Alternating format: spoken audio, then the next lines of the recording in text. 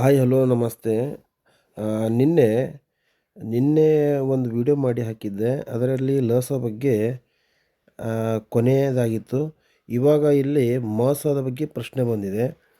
ಏನಪ್ಪ ಅಂದರೆ ಪ್ರಶ್ನೆ 3 ಮತ್ತು 5ರ ಮಸ ಅಂತ ಕೇಳ್ತಿದ್ದಾರೆ. ಇದು ಚಿಕ್ಕದಾದರೂ ನಮ್ಮ ಪೇಪರ್ 1 ಮತ್ತು ಪೇಪರ್ 2 ಅವ್ರಿಗೆ ಭಾಳ ಇಂಪಾರ್ಟೆಂಟ್ ಆಗಿದೆ. ಇವಾಗ ನೋಡಿ, ಇದರಲ್ಲಿ ಅಡಗಿರುವಂಥ ವಿಷಯ 3. ಈ 3 ಮತ್ತು 5 ಇವು ಅವಿಭಾಜ್ಯ ಸಂಖ್ಯೆಗಳಾಗಿವೆ. 3 ಮತ್ತು 5 ಏನಾಗಿವೆ? ಇವು ಅವಿಭಾಜ್ಯ ಸಂಖ್ಯೆಗಳಿವೆ. ಯಾವಾಗಲೂ ಅವಿಭಾಜ್ಯ ಸಂಖ್ಯೆಗಳ ಮಸ 1 ಆಗಿರುತ್ತದೆ. ಓಕೆ, ಅವಿಭಾಜ್ಯ ಸಂಖ್ಯೆಗಳ ಮಸ ಅಂದಾಗ ಇಲ್ಲಿ ನೋಡಿ, 3ರ ಅಪವರ್ತ್ಯಗಳು ನೋಡಿದಾಗ 3 ಮತ್ತು 1, 5ರ ಅಪವರ್ತ್ಯ ನೋಡಿದಾಗ 5 ಮತ್ತು 1.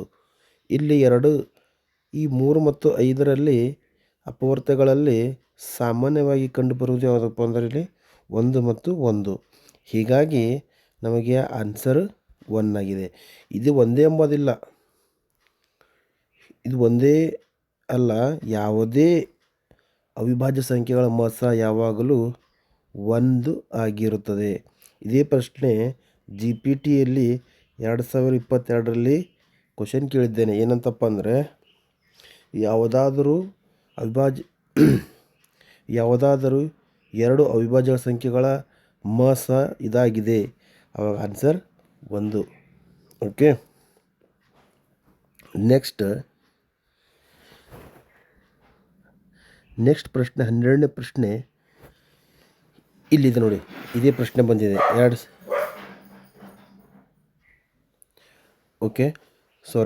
ಇಲ್ಲಿ ನೋಡಿ, 2022ರಲ್ಲಿ ಕ್ವಶನ್ ಇದೇ ರೂಪದಲ್ಲಿ ಬಂದಿದೆ. ಸೇಮ್ ಟು ಸೇಮ್ ಇದೇ ರೂಪದಲ್ಲಿ ಇದೆ. ಏನಪ್ಪ ಅಂದರೆ ನೋಡಿ, ಅಲ್ಲಿ 2022ರಲ್ಲಿ ಯಾವುದೇ 2 ಕ್ರಮಾನುಗತ ಅವಿಭಾಜ್ಯ ಸಂಖ್ಯೆಗಳ ಮಸ ಅಂತ ಕೇಳಿದ್ದಾರೆ. ಆದರೆ ಇಲ್ಲಿ ನೋಡಿ, ಯಾವುದೇ 2 ಕ್ರಮಾನುಗತ ಸ್ವಾಭಾವಿಕ ಸಂಖ್ಯೆಗಳ ಮಸ, ಯಾವುದೇ ಇರ್ಬೋದು ಸ್ವಾಭಾವಿಕ ಸಂಖ್ಯೆಗಳು, ಯಾವುದೇ 2 ನ್ಯಾಚುರಲ್ ನಂಬರ್ ತೊಗೊಳ್ಳಿ. ಫಾರ್ ಎಕ್ಸಾಂಪಲ್ ತೊಗೊಂಡು ನೋಡಿ, 7 ಮತ್ತು 8. ಈ 7 ಮತ್ತು 8ರ ಒಂದು ಅಪವರ್ತನೆಗಳನ್ನು ತೆಗೆದಾಗ ಇಲ್ಲಿ ನೋಡಿ, 7ರ ಅಪವರ್ತ್ಯ 7 ಮತ್ತು 1. ಈ 8ರ ಅಪವರ್ತನೆಗಳು ನೋಡಿದಾಗ ಏನಾಗಿದೆ ಇಲ್ಲಿ 2 ಇಂಟು 2 ಇಂಟು 2, ಓಕೆ, ಇಂಟು 1. ಹಾಗಾಗಿ ಇಲ್ಲಿ ಸಾಮಾನ್ಯವಾಗಿ ನಮಗೆ 2 ಕಡೆ ಇರುವಂಥ ನಂಬರ್ ಯಾವುದು? ಇಲ್ಲಿ 1. ಹಾಗಾಗಿ ಈ ಪ್ರಶ್ನೆಯ ಒಂದು ಉತ್ತರ 1 ಆಗಿದೆ. ಓಕೆ, ಇದು ಇಂಪಾರ್ಟೆಂಟ್, ಲಾಸ್ಟ್ ಟೈಮ್ ಕೇಳಿದ್ದಾರೆ. ಓಕೆ, ಮಸ ಎಷ್ಟು ಬಂತು ಇವಾಗ? 1. ಇಲ್ಲಿ ನೋಡಿ, ಎ ಮತ್ತು ಬಿಗಳು ಏನವಂತ ಇಲ್ಲಿ 2 ಸಹ ಅವಿಭಾಜ್ಯ ಸಂಖ್ಯೆಗಳ ಲಸ ಏನಾಗಿರುತ್ತೆ? ಯಾವುದೇ 2 ಅವಿಭಾಜ್ಯ ಸಂಖ್ಯೆಗಳ ಗುಣಲಬ್ಧವೇ ಅದರ ಲಸ ಆಗಿರುತ್ತದೆ. ಫಾರ್ ಎಕ್ಸಾಂಪಲ್ ನೋಡಿ, 3 ಮತ್ತು 5 ಇವೆರಡು ಏನು ಅವಿಭಾಜ್ಯ ಸಂಖ್ಯೆಗಳು. ಇವೆರಡರ ಲಸ ಏನು? 3 5 15 ಇದರ ಲಸ. ಓಕೆ, ಬಟ್ ಇಲ್ಲಿ ಫಾರ್ಮೆಟ್ ಕೊಟ್ಟಿದ್ದಾರೆ, ಜನರಲ್ ಫಾರ್ಮ್ ಕೊಟ್ಟಿದ್ದಾರೆ. ನಾವು ಎಕ್ಸಾಂಪಲ್ ನೋಡಿದಾಗ ಲಸ 15 ಬರುತ್ತದೆ. ಬಟ್ ಇಲ್ಲಿ ಕ್ವಶನ್ನಲ್ಲಿ ನೋಡಿ, ಅವಿಭಾಜ್ಯ ಸಂಖ್ಯೆಗಳ ಅಂತ ಇದೆ. ಇದು ಇಂಪಾರ್ಟೆಂಟ್. ಓಕೆ, ಇದು ನೋಡಿ ನಾವು ಈ ರೂಲ್ ಅಪ್ಲೈ ಮಾಡಬೇಕಾಗುತ್ತೆ. ಹಾಗಾಗಿ ಏನು ಬರುತ್ತೆ ಆನ್ಸರು? A into B.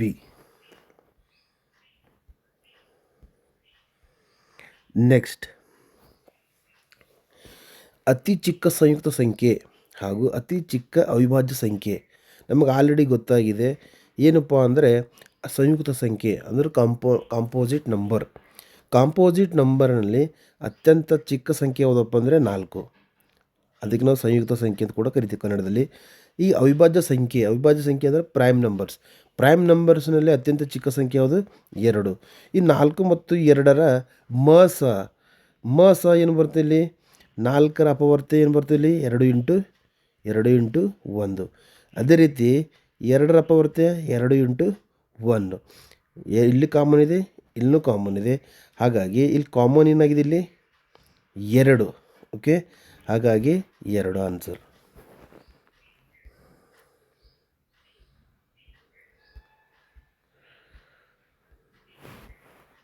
ಇಲ್ಲಿ ಬಿಡಿಸಿ ನೋಡಿ. 4ರ ಒಂದು ಅಪವರ್ತನ ಮಾಡಿದಾಗ 2 ಇಂಟು 2 ಇಂಟು 1. ಓಕೆ, ಅದೇ ರೀತಿ 2ರ ಅಪವರ್ತ 2 ಇಂಟು 1. 4 ಮತ್ತು 2ರ ಅಪವರ್ತಗಳಲ್ಲಿ ಸಾಮಾನ್ಯವಾಗಿ ನಮಗೆ 2 ಮತ್ತು 2 ಬಂದಿದೆ. ಹಾಗಾಗಿ ಮಾಸ 2.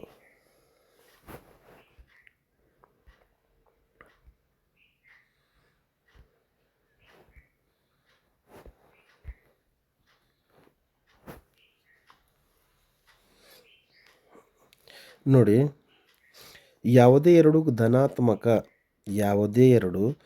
ಧನಾತ್ಮಕ ಪೂರ್ಣಾಂಕಗಳಾದ ಅಂದರೆ ಪಾಸಿಟಿವ್ ಇಂಟೀಜರ್ಸ್. ಓಕೆ, ಎ ಮತ್ತು ಬಿಗಳು ಎ ಬಿ ಎ ಬಿ ಇದಕ್ಕೆ ಸಮನಾದವು. ನಮ್ಮ 10ನೇ ತರಗತಿಯಲ್ಲಿ ಒಂದು ಫಾರ್ಮುಲಾ ಇದೆ. ಏನಿದೆ ಇಲ್ಲಿ? HCF into LCM into LCM is equal to A into B. ಈ ಫಾರ್ಮುಲಾ ಇದೆ. ಹಾಗಾಗಿ is equal to A into B.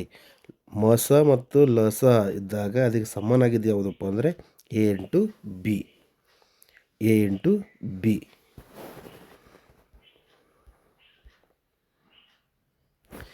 ಅದೇ ಒಂದು ಫಾರ್ಮುಲಾ ಮೇಲ್ಗಡೆ ಒಂದು ಪ್ರಶ್ನೆ ಇದೆ ನೋಡಿ.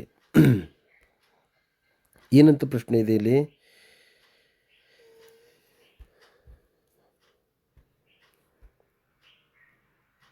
ನೋಡಿ,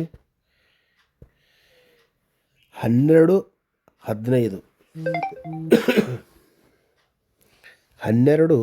15 ಒಂದು ನಿಮಿಷ.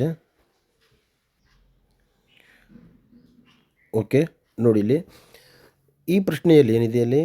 12 ಮತ್ತು 15ರ 3 ಆಗಿದೆ. ಈಗ 12 ಮತ್ತು 15ರ ಎಷ್ಟಾಗಿದೆ ಅಂತೆ? 3 ಆಗಿದೆ. ಹಾಗಾದರೆ 12 ಮತ್ತು 15ರ ಎಷ್ಟು? ಅದೇ ಫಾರ್ಮುಲಾ ಇಲ್ಲಿದ್ರೆ ಒಂದು ಫಾರ್ಮುಲಾ. ಈಗ is equal to A into B. ಇದು ಫಾರ್ಮುಲಾ ಇಂಗ್ಲೀಷ್ನಲ್ಲಿ ಬರೀಬೇಕಾದ್ರೆ HCF into LCM is equal to A into B. ಈ ಫಾರ್ಮುಲಾ ಮೇಲೆ ನಮಗೆ ಪ್ರಶ್ನೆ ಇದೆ. ಈಗ HCF ಎಷ್ಟು ಕೊಟ್ಟಿದ್ದಾರೆ? ನಮಗೆ 3 ಕೊಟ್ಟಿದ್ದಾರೆ. ಕರೆಕ್ಟಾ? ಮತ್ತು ಹಾಗಾದರೆ ನಮಗೆ ಈಗ ಎ ಇಂಟು ಬಿ ಗೊತ್ತಿದೆ ನಮಗೆ. ಎ ಅಂದರೆ ಎಷ್ಟು? 12. ಬಿ ಅಂದರೆ ಎಷ್ಟು? 15. ಓಕೆ, ಇಲ್ಲಿ ನೋಡಿ ನೆಕ್ಸ್ಟ್ ಮೂಮೆಂಟ್.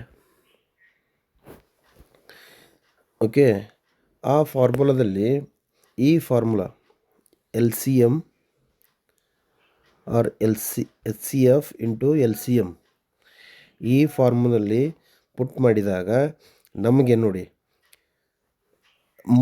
ಕೊಟ್ಟಿದ್ದಾರೆ 3, ಗೊತ್ತಿಲ್ಲ, ಬರ್ಕೋರಿ. ಮತ್ತು 12 ಮತ್ತು 15 ಎ ಮತ್ತು ಬಿಗಳನ್ನೊಂದು ಬೆಲೆ ಕೊಟ್ಟಿದ್ದಾರೆ.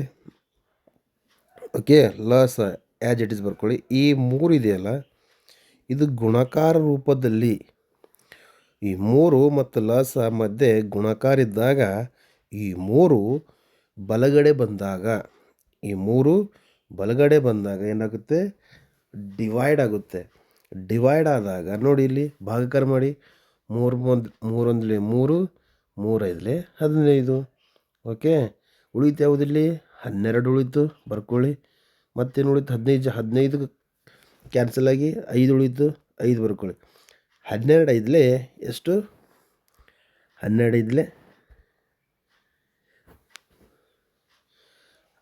60. 12 5 60.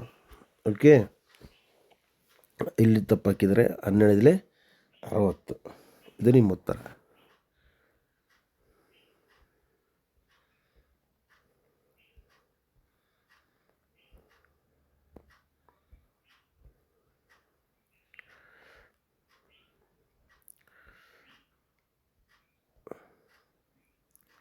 ನೋಡಿ ಮತ್ತೆ 5 ಸ್ಕ್ವಯರ್ ಇಂಟು 2 ಮತ್ತು 2⁵5 ಇಂಟು 5ರ ಯಾವುದು ಅಂತ ಕೇಳಿದ್ದಾರೆ. ದತ್ತ ನೋಡ್ರಿ, ನಮಗೆ ಕೊಟ್ಟಿದ್ದಾರೆ ಇಲ್ಲಿ 2 ಕೊಟ್ಟಿದ್ದಾರೆ, ಬರ್ಕೊಳ್ಳಿ. 5 ಎಷ್ಟು ಬಾರಿ ಕೊಟ್ಟಿದ್ದಾರೆ? 2 ಬಾರಿ. 5 ಇಂಟು 5 ಇಂಟು 2. ಅದೇ ರೀತಿಯಾಗಿ ಇದು ಒಂದು ಕೂಡ ನಮ್ಗೆ ಗಿವನ್ ಇದೆ, ಕೊಟ್ಟಿದ್ದಾರೆ. 2ರ ಘಾತಕ್ಕೆ 5 ಮತ್ತು 5ರ ಘಾತಕ್ಕೆ 1 ಅಂದರೆ 5 ಒಂದು ಟೈಮ್ ಇದೆ ಅನ್ನೋಕರ್ಥ. 2 ಎಷ್ಟು ಟೈಮ್ ಇದೆ? 5 ಟೈಮ್ ಇದೆ. ಅಂದರೆ ನೋಡಿ 2 into 2 into 2 into 2 into 2 into 5, ಏಕೆಂದರೆ 5 ಒಂದು ಬಾರಿ ಕೊಟ್ಟಿದ್ದಾರೆ. ಓಕೆ.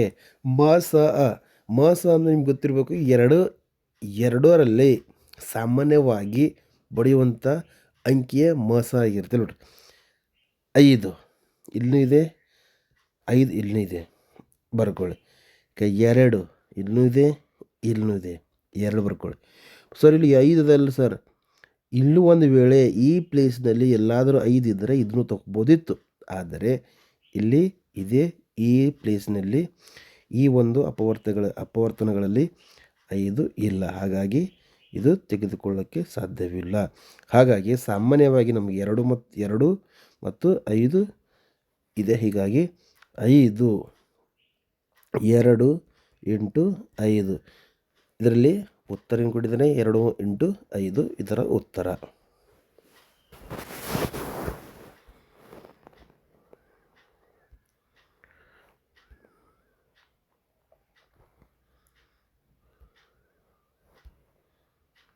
ನೋಡಿ ನೆಕ್ಸ್ಟ್, 2 ಧನ ಪೂರ್ಣಾಂಕಗಳಾದ ಎ ಮತ್ತು ಬಿ ಅನ್ನು ಎ = x³ y² ಮತ್ತು b = x ಇಂಟು y³ ಎಂದು ವ್ಯಕ್ತಪಡಿಸಲಾಗಿದೆ.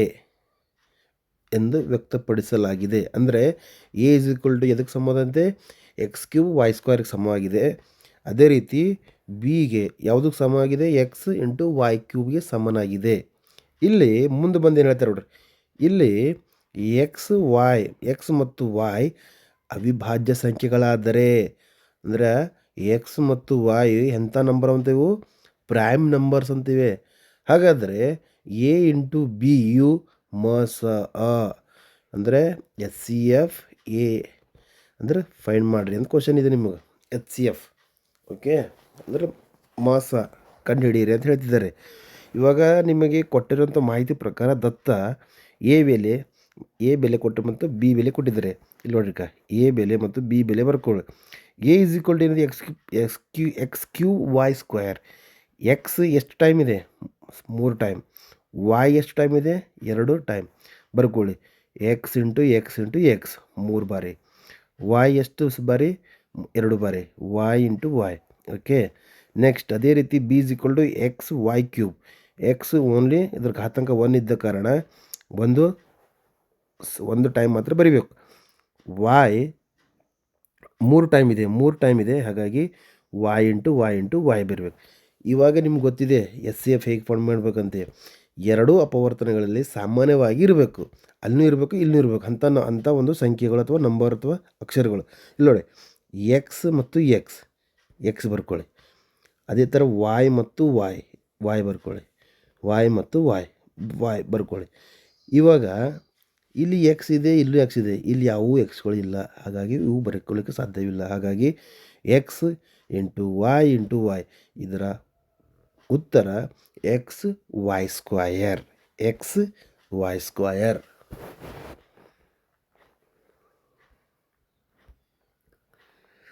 ನೆಕ್ಸ್ಟ್ ನೋಡಿ,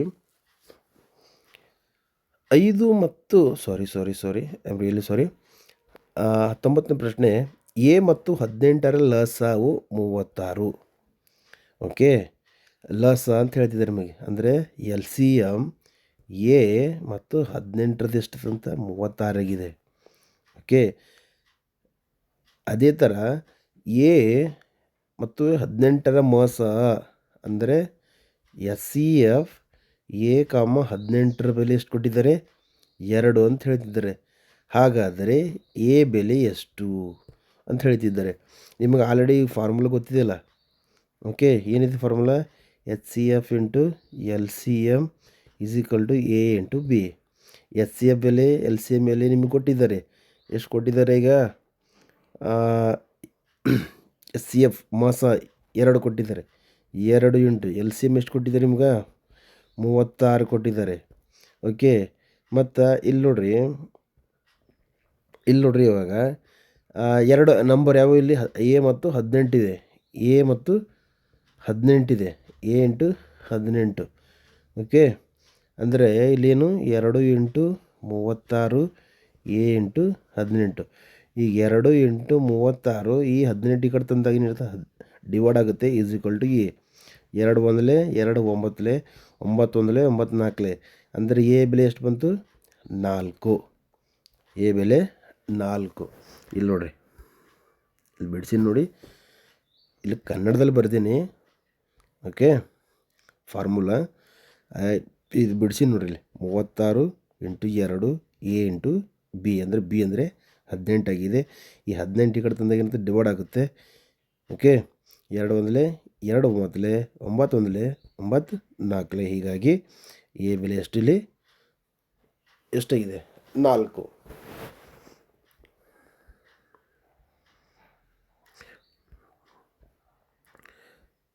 ಓಕೆ. ಅರ್ಥ ಆಯ್ತು ಅಂತ ಅನ್ಕೊಂಡಿನಿ ನಾನು ಪ್ರತಿಯೊಬ್ಬರಿಗೂ. ಓಕೆ. ಈಗ ಅದೇ ರೀತಿಯಾಗಿ ಮುಂದಿನ ಪ್ರಶ್ನೆ ನೋಡಿದಾಗ